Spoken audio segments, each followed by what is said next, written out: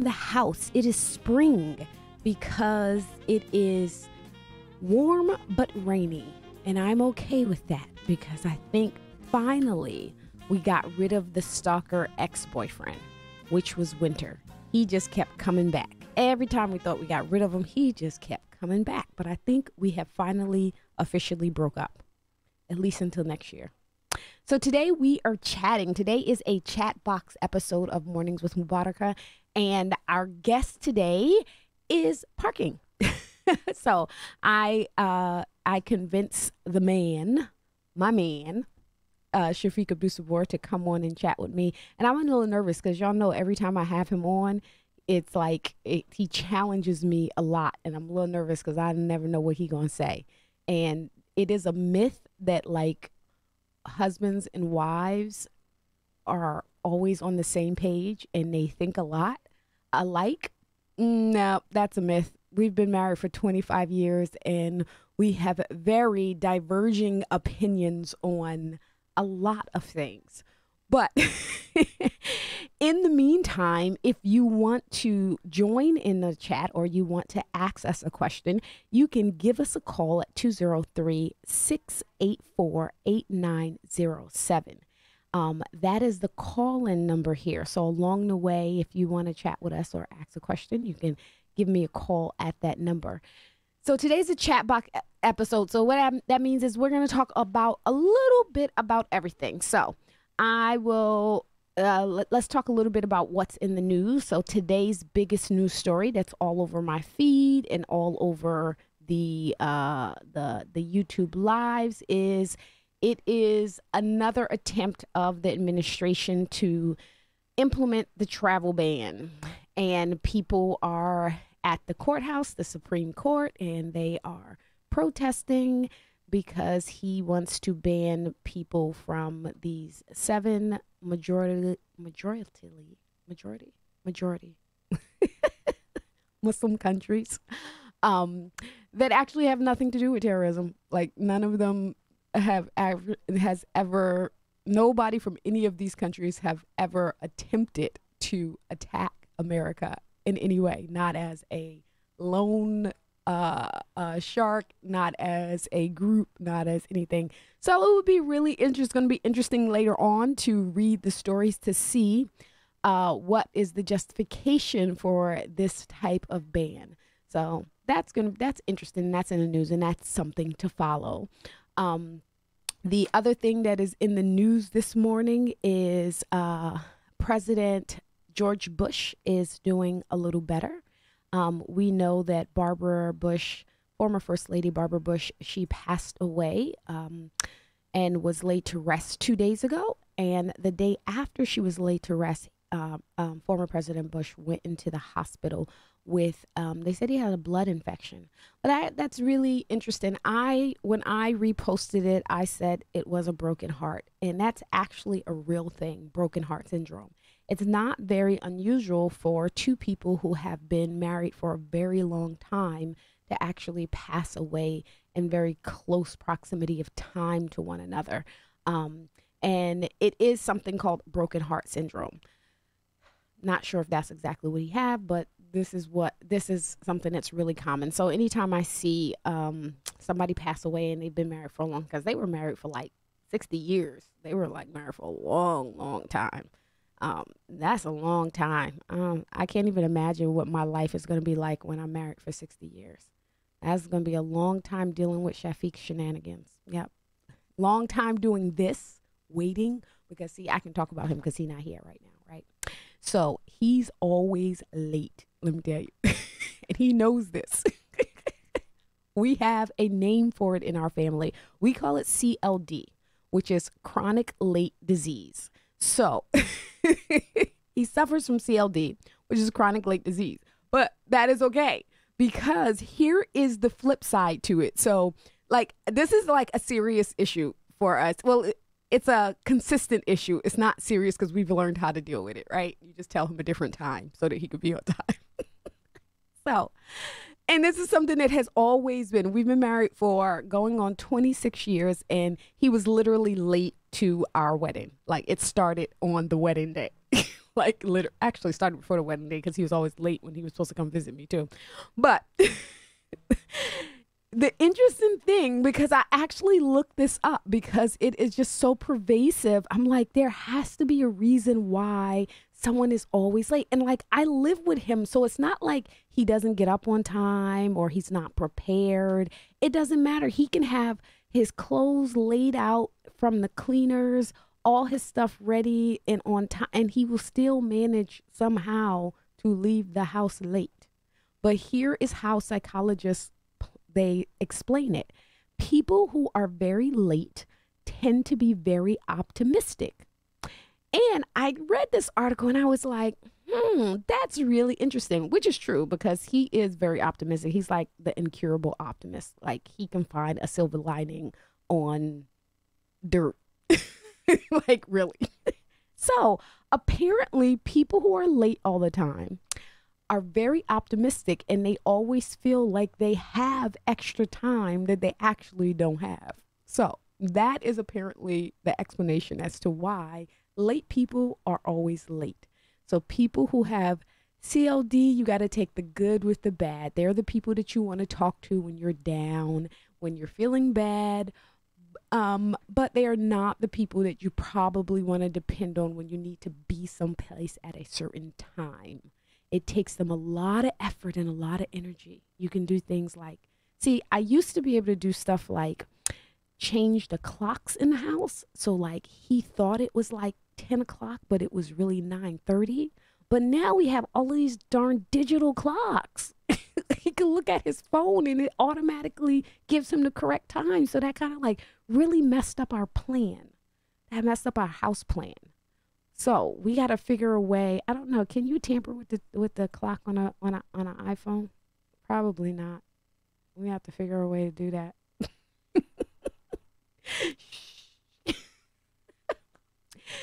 So some of the other things that are going on. So if you follow me at all on social media, you will know that my son, Ismail, and his new bride, Ayana, just got married a couple of weeks ago. And that was a really, really exciting time. So we had our first wedding in my family, meaning among my husband and I kids.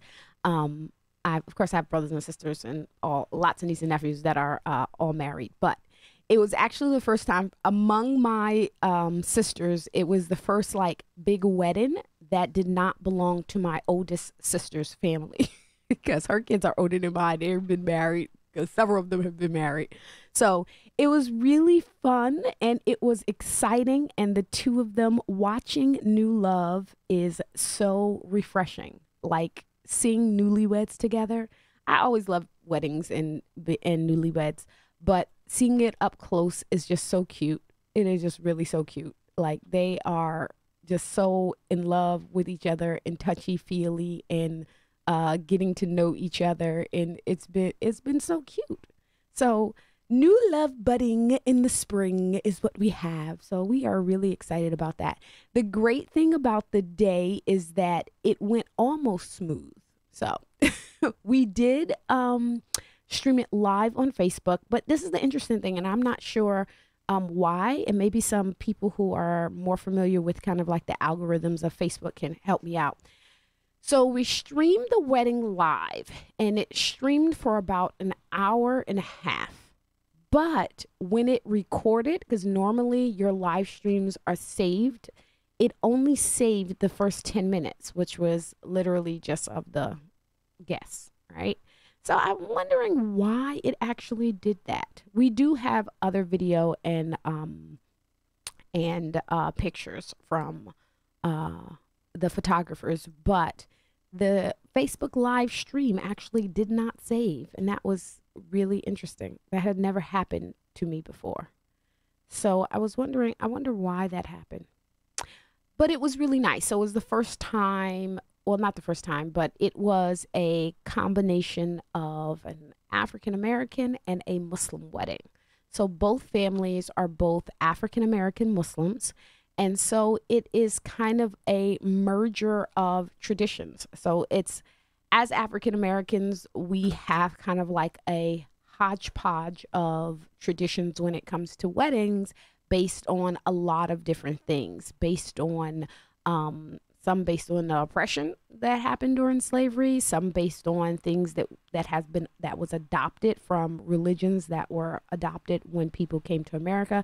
So it's sort of kind of like a hodgepodge. So, for example, people may be familiar with African Americans jumping the broom, right, when they get married. The history behind that is the fact that slave owners did not allow enslaved people to be married, and so the only thing that they could do was make up kind of like traditions that meant that solidified their marriage. And they would often sneak into the woods, and they would have a designated person that would marry them, and the official sign of them being married, or ritual for them being married, became grabbing a broomstick, and both the couple, the man and the woman, to jump the broom together. That was kind of like the official "you are married" ritual. And so often now, even now, people will continue that tradition of jumping the broom, because it became something that enslaved people had to create in America in order for them to create their own rituals around sacred ceremonies like marriage. So there's a little bit of that. They did not jump the broom. So they didn't jump the broom out of their choice, though. So it's been interesting just watching them, because we literally just let the bride and groom plan the entire thing. They did the whole thing by themselves, which is a really good teamwork building task, I would say. So they planned the entire wedding themselves. We were just the bank for it. And so her parents and us, and they did everything. And I think that they did a pretty good job. I mean, the guests were set. They actually, even without our input, they did all of the seating arrangements. They did everything. And so it was a beautiful wedding, not just because of the couple themselves, but also because of their teamwork. So that was really awesome. And I'm looking forward. We have a lot of things. Oh, look, he's here. Oh, we have a lot of family things this year. Well, welcome. I was talking about you and your. Oh, look, he got me coffee. Awesome. I was talking about you and your incurable optimism that comes along with you being late. Awesome. Oh, listen, you've been in on the parking. Yes. New Haven Public Park, New Haven parking. Oh, you're all wet, and you went to get coffee. Which one is the better one? It doesn't matter. There you go. This is community radio, y'all. We do stuff like this. Parking horrible in New Haven. Parking horrible in New Haven. Got to drive around the block 100 times. Well, that just means we have a lot of people that loves our beautiful city. No, I just talked about you being optimistic, and the first thing you say is negative. I'm wet-mistic right now. I'm wet. Coffee shop didn't have no half and half. How you a gourmet coffee shop with no half and half? Okay. Really?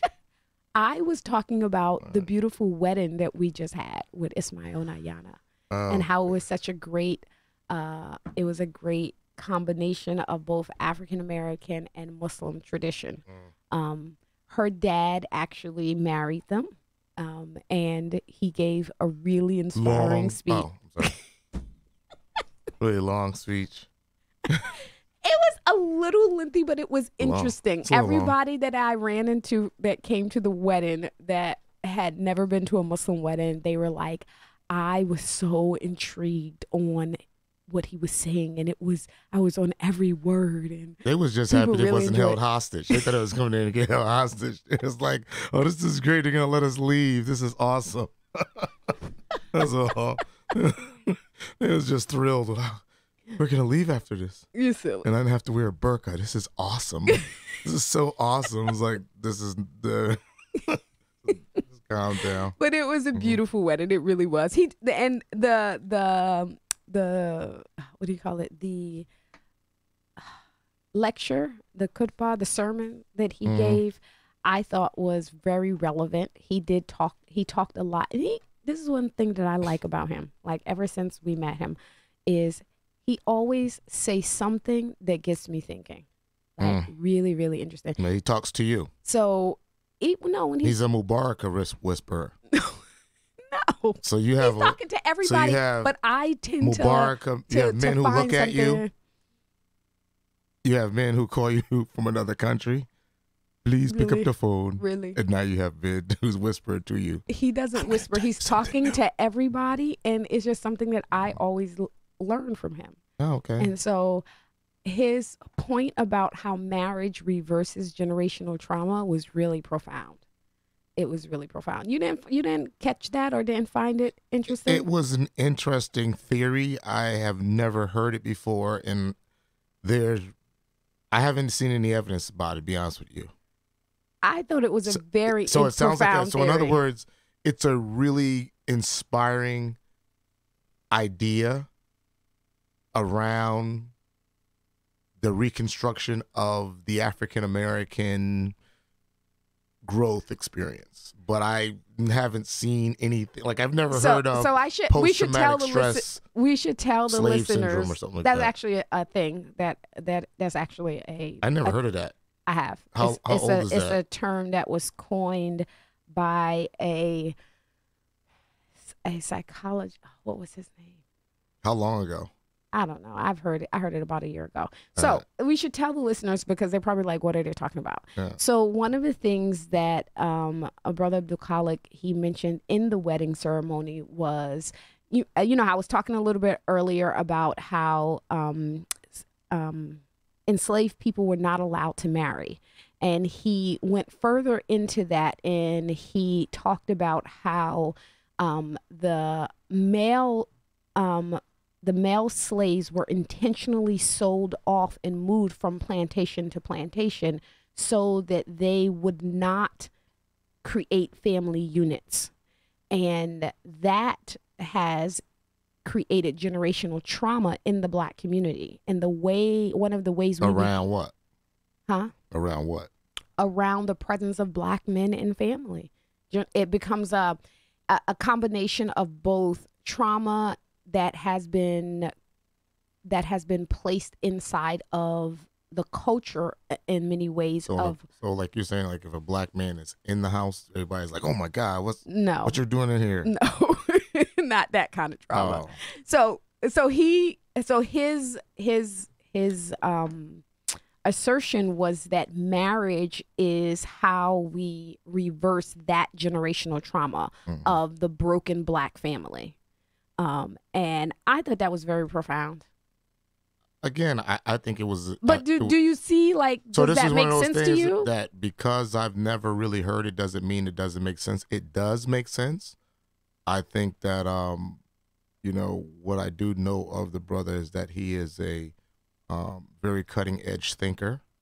And what I do know about our society is that our society, based on how much money you have and what the interest is, will study a particular area of society based on normally the needs of a larger corporation that's trying to make money off of something. So I think it's an area we could look at and put more dedicated research and collecting more information and actually looking at it to see if it actually, if it's relevant. I look at it as, I really don't look at the whole marriage thing as a generational trauma thing. For Black people, I look at marriage as, growing up Christian, that's just what you did. You got married because the people in the Bible got married. Really? Yes. That's the only reason why you got married? That's why you got married because marriage in Christianity is a sacrament. But you became Muslim, so why did you get married? No, because it follows the same lineage, the same thought process. You're not getting it. You're supposed to say, because when I saw you, I fell so deeply in love, I'd marry you. Oh, my gosh. Here we go. I'm starting to say focus and you all over the place now. I'm just saying, that was I gave you a little space. I'm trying to behave. I'm trying to behave. You taking me there. I gave you a little space to give yourself some kudos. You missed the opportunity, man. All right. So I'm a kudos misser. Probably because the coffee shop did not have them take the label. Coffee shop did not have no half and half. I'm like, why? And it was like, can I have a red eye? Yes. Excellent. I'm like, good, this is perfect. I get parking. I get at the radio station. And thank you. The milk, skim milk. You have half and half? Oh, we're out of half and half. Really? That's like a coffee shop being out of water. How you out of water? I'm sorry, we're out of water today. We only have beans. So you got beans, sugar, half and half cream, but you got no water. Oh my gosh. So if you're just tuning in, you're listening to WNHHLP 103.5 FM. New Haven's home for community radio, broadcasting live from downtown New Haven. And we're streaming live on TuneIn Radio and newhavenindependent.org. You're listening to Mornings with Mubarakah, where we talk about national issues from a local level through a lens of diversity. And we are also streaming live on a New Haven Independent Facebook page, as well as the Fit Muslimah Facebook page. Today is a chat box show with Shafiq Abdussabur, the man. My man. Yo, yeah, that's right. Her man. How you doing? I look good on that thing, too. I like this radio thing. Hey, how you doing? Hey, okay. What's up? How you doing? Everybody out there, get my sexy voice. How you doing, everybody out there? I like that. He's silly. Like that? So Shafiq has not been with us in a long time. He is now former police sergeant. He is retired. How are you looking? Not X, because if they say X, that means that I got out under bad circumstances. like I'm rogue. I am retired. Okay. So how are you enjoying retired life? I'm counting. So I retired January 19th. So it's January. So it's February, March, April 19th. So 3 months. 3 months. Feels like I've been retired for like about a year, but 3 months. So I'm enjoying retirement. Retirement is good. Everybody that I run into said that I look young. That's kind of hard for me to figure out, because people always say I look young. So I'm like, I look younger than before when you saw me, or what? But I'm sure what it is that I'm certainly feel less stressed and look less stressed. So that is the process to. That'll take 5 years off you. Yeah. So yeah, it's good. Retirement's good. It's cold. I wish it was warmer in Connecticut. That would really make this more exciting. I retired in the wintertime. It's still winter, and even though it's spring. I know the winter. I got on Long Johns right now. This is crazy. Fishing season started. I can't fish. It's too cold. How do you feel about retiring so young? Talking about Willis. Retiring young. So actually, other law enforcement officers retire younger than me. So like New Haven has a 20-year and out. You know, you do 20 years and then you're out. And so I came on at 28. So I use a good friend of mine, Craig, which you know Craig. I won't say his last name, but Craig came on when he was 22. So Craig would have retired at 42. And Craig retired at 42 when he was 42 years old. So there's other officers that leave a lot younger than I'm actually a little old and kind of like a little old in the game, leaving. But in the world of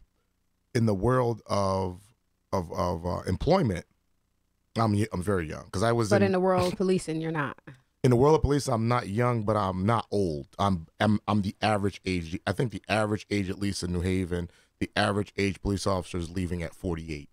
Oh. Yeah, 48, 49 is normally around the eligibility age that they can leave. That when I came on 20 years ago, now they moved around with the contract and having the officer stay 25 years. So if you come on at 25, you ain't leaving till 50. Okay. Yeah. Oh, okay. Yeah, so it's good. I'm happy. Listen, I just pray that I stay healthy and I can actually collect my pension. You don't get it all. Because even if I die, you get 65%? I have no idea. Yeah, you're gonna spend the hell out of that too. You'd be like, yeah, what's up, y'all? Yes, up, y'all, coming to you live. Yeah, mornings Dubai with in the house. Mornings with Mubarakah. Ghana in the house. On Shafiq, 65%. China in the house. Yeah. I'll be doing Facebook Live from all over the world on 65% his pension. So I'm trying to hold on, try to get as much as I can right now. Yeah. It's the deal. The deal is to stay alive, bro. I mean, we can still do our Facebook Live. Like Jesse said, keep hope alive. My name is Hope. Keep me alive. Keep hope alive. What a money. You're silly. What a money. Mm-hmm. If you, we are having a chat box episode today on Mornings with Mubarakah, and if you have a comment or a question or you want to chime in, you can give us a call at 203-684-8907. We are talking about. We are talking about. Y'all better not act up. You calling that phone either? I tell you right now. And shut it down. No, what I mean, we gonna take your phone call. We're gonna shut you down on the phone. No, I'm just joking. How you gonna threaten my viewers? We're not threatening you. Call. Come on. Call. How you gonna threaten my viewers? Call. It's only $1 a day. $1 a day can fund the half and half for your my coffee. The coffee shop, the door, you're not having a coffee. My Lord mercy. Go ahead. Star, but no bucks. It wasn't Starbucks. You're silly. I don't want to put Starbucks back on the map again. You know what I'm saying? Because they locking brothers up. How you gonna be a coffee shop, right? First of all, what is the number one thing a Starbucks coffee shop sells? Coffee, right? Uh-huh. What is that commodity the largest in? Beans, right? Okay. What color are those beans? Oh, God. They're dark brown. Oh, God. So all day long, you looking at dark brown beans as the way you make your money, which is something that is supposed to be. But that's okay. Those beans don't move till you move them. Maybe they scared of things, dark brown things that move on their own. Black people come in there, you be like, y'all need to leave, but the beans stay? Yeah, that's money right there. Just psychologically, you're supposed to be saying, like, that's money. Brown beans, money, brown. And then you just lock. Come on, man. Yeah, that was really crazy. They played themselves. I haven't been to Starbucks since. That is crazy. Yeah, I haven't been to Starbucks since. I'm feeling some kind of way now. When I go on Starbucks now, if I was going to Starbucks to get some coffee right now, I'd be feeling like this coffee ain't going to taste the same. No, I'm saying. I don't feel some kind of way about Starbucks. I feel some kind of way about that particular manager at that Starbucks. I don't have a problem with the Starbucks here in Connecticut. I think that they do a good job in diversity in their team. Yeah, they do. I've never. Yeah, because our nephew worked there. Our son worked for Starbucks. Yeah, they are actually really good employers. Shout out to the New Haven Starbucks team. Y'all need to go to them folks and help them out because they're confused. Yeah, that's confused. Definitely some issue. And them dudes probably was getting ready to spend a lot of money too. Y'all played yourself. Yeah, they were there to have a meeting about a real estate deal. So apparently they weren't broke and like homeless trying to stay in Starbucks. They had stuff to do. I tell you what Starbucks, if you want to do, if you really want to save money and integrity, what you need to do is stop the people from stealing all the half and half. Because let me tell you what they do. Every Starbucks that I go to around the country, I swear to you, and y'all hearing me out there, if you've been to Starbucks, you're probably laughing now and say, I'm like a Starbucks preacher right now. You go to Starbucks, and I swear the half and half is always out. It's always out. You just have this problem with every coffee shop. No, but at this Starbucks, or the Starbucks, it's always you get your coffee, you go to, it's like you're shaking the thing. It's no half and half. They go, oh, okay, no problem. You got to go up to the counter and give them the thing. And I'm like, so finally, after doing it for 3 years, frustratedly, I asked them, I said, why is there never any half and half in the Starbucks? They said, oh, well, what happens is, and they told me this at Mohegan Sun. I've heard this in New Haven. I've heard this in Indiana. I've asked them in New York. I could work for Starbucks. Starbucks, y'all need a racial equality coffeeologist. Holla at your boy. I will help y'all. Because you know what? It's so hot with Starbucks right now. I've been getting reports from people, black people that have been going to Starbucks, that they said that when they pour their coffee and then they put the cream in the coffee, right now, apparently cream and milk and all of the dairy products, they're boycotting because of what Starbucks did. So when it goes inside the cup, it turns into butter. It won't even coagulate with it. It's like, nope, they're protesting. So y'all can talk to me. But at any rate, they told me what people are doing is they go to the counter and they get 2 shots of espresso in like a medium or a small cup. And then they add then they fill up the rest with half and half. And it gives them some kind of, what is it called? Almost like some kind of latte. Basically, they're avoiding paying for a latte by getting the 2 shots of half and half. That would not taste like a latte. Yeah, but that's what they're doing. That's what they're doing. So that's why they're always out of half and half. So I'm like, well, if y'all know that, man, like, why don't you do like Dunkin' Donuts and put it in a little Dunkin' Donut thing? You know, the little thing. That's stealing. Half and half costs money. No, that's like getting a lemon, 2 sugars, and a glass of water. That's lemonade. That's lemonade. Give me a lemon. So you need a large lemonade. And it got so that's a large lemonade. Nope. I need a lemon, 2 sugars, and a glass of water. This is what they say. He said, I need a lemon, a free glass of water. 10 sugars. I know. Or these brown sugars. Now, this ain't from Starbucks, but Starbucks have these, and I see people going there, and they'll get coffee, and they'll put like 5 of these in their pocket. You know how much these things cost? That's like ShopRite or Stop and Shop. You get them in a box. Get on somebody for that. So they're going to throw the brothers out that's waiting for a meeting where they're going to spend some money. You got people pocketing pockets of brown gold. By the way, you got brown sugar. How did they miss this? You got brown coffee beans, brown sugar beans. Mostly all the walls in Starbucks are a brown color. And you're throwing the black man out of Starbucks. I'm going to leave him alone for now. But Starbucks, y'all need to wake. Can I say the H word? I won't say it. Y'all need to wake up. And how y'all sleep. And here's the other part. Hold on. Because I can look at myself. I can do the thing too. You see, I'm looking at him. I don't know what's going to come out his mouth. The Kevin Hart thing.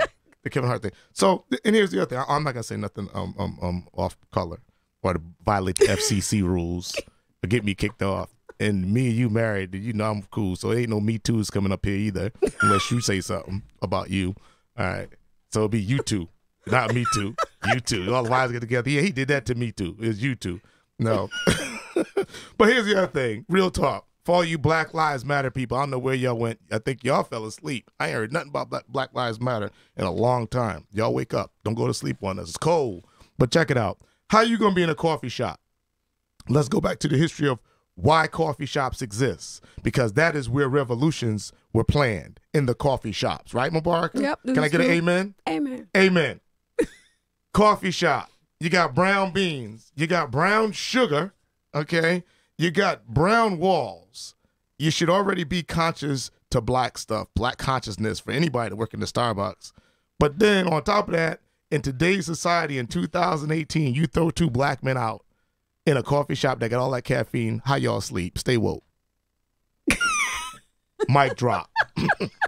That's it. I'm off of it. Mic drop. Stay woke. He did a whole big old long brown thing just so you can say, stay woke. Stay woke.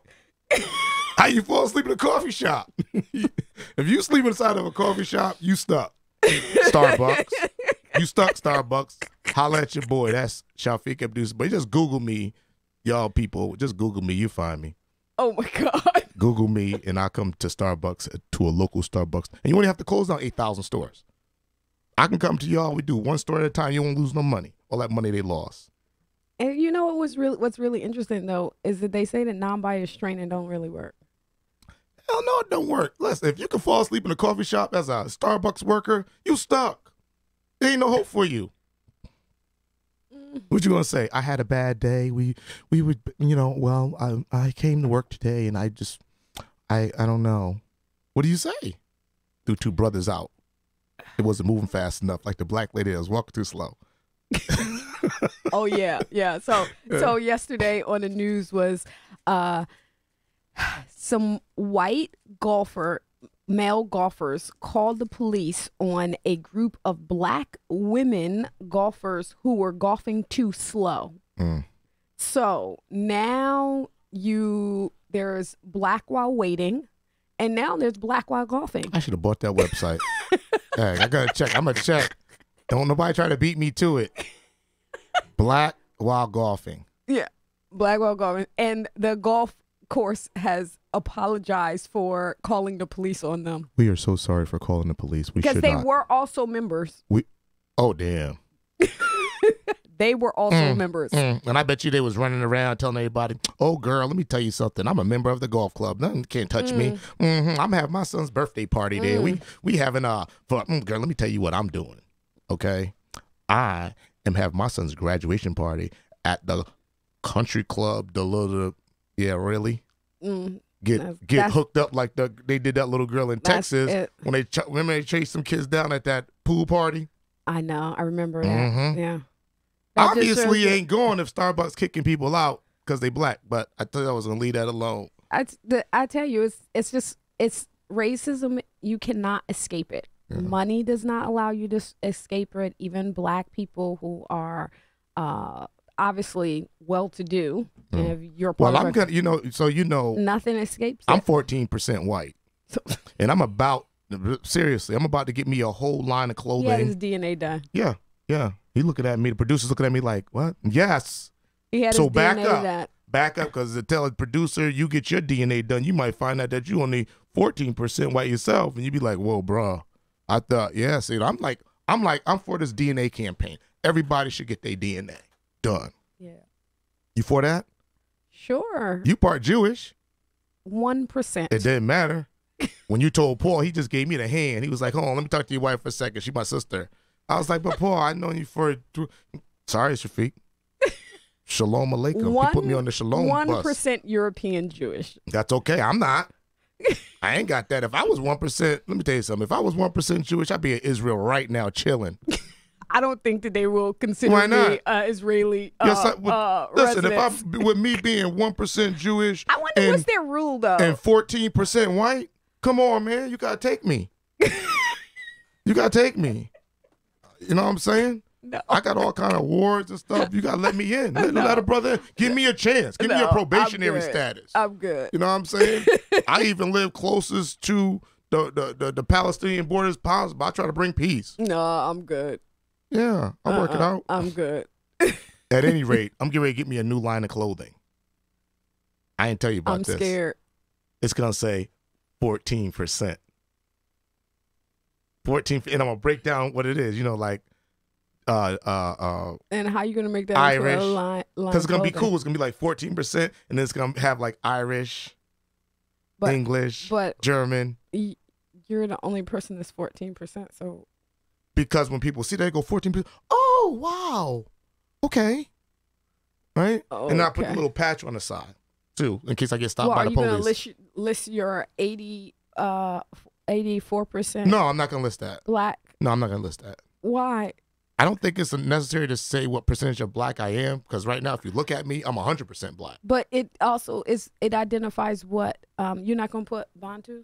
See, no, not right now. That would actually probably sell better. I don't want to sell You're it. Like what? It's a survival. You're like what, 80% Bantu or something 82, like that? But I don't want to. It's a survival for our society. It's not. I'm not trying to market it. So if I'm driving, I get stopped in another town or something. People go, oh, okay, no problem. All right. Because they're not going to give you a ticket because you're 14% white. That's right. Or if I'm in Starbucks and they say, "Excuse me, sir." Excuse me, sir. Yes, I'm working. Sir, we're going to need you to leave. Oh, would you like another latte? Absolutely. Thank you. It's going to work. I'm telling you it's going to work. I'm telling you it's going to work. I'm telling you it's going to work. And I might go Zuckerberg style, and I'll put a thumbs up for a like, which basically make it look like a like button. Okay. 14% like button, and then all my European culture. You silly. You're silly. Okay. Oh, I'm good. If anybody out there is in my situation and need that, let me know. Hit Mubarakah up on Twitter or Facebook, and we'll get you a shirt going. Well, you think why? Well, you are anti-Facebook, so you shouldn't have to. You shouldn't advertise the. I'm not anti-Facebook. I just got off Facebook before Facebook sold all y'all to the Russians. That's all. So there's all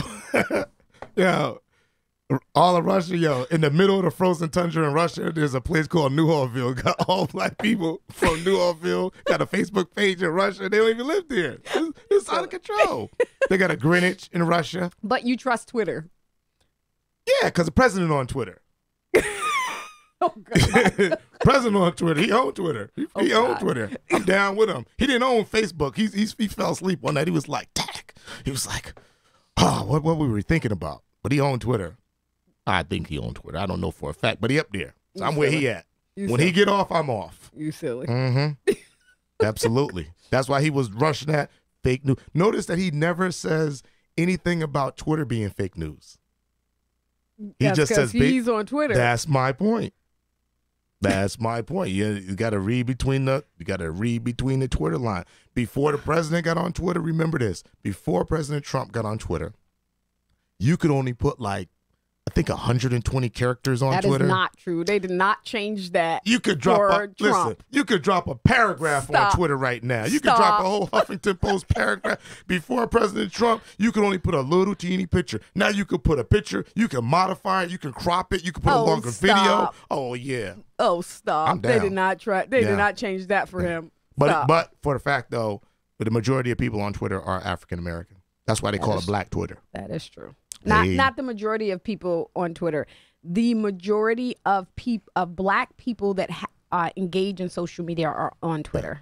Demographically, there are more Black people will be more on Twitter than any other medium. And that's why Zuckerberg sold all y'all stuff to Facebook, because when the Russians said, we need some people, could you give us Twitter? And they was like, nah, it's all Black people there. They ain't voting like that, bro. You ain't got to worry about that. They ain't gonna vote like that. So it's easy. It's more people on Facebook. That's why. And actually, Facebook won't release their demographics of how many Black, white, Hispanic. They won't release their nationality demographic. Every Black person in the world in America on Facebook. You know that. Except me.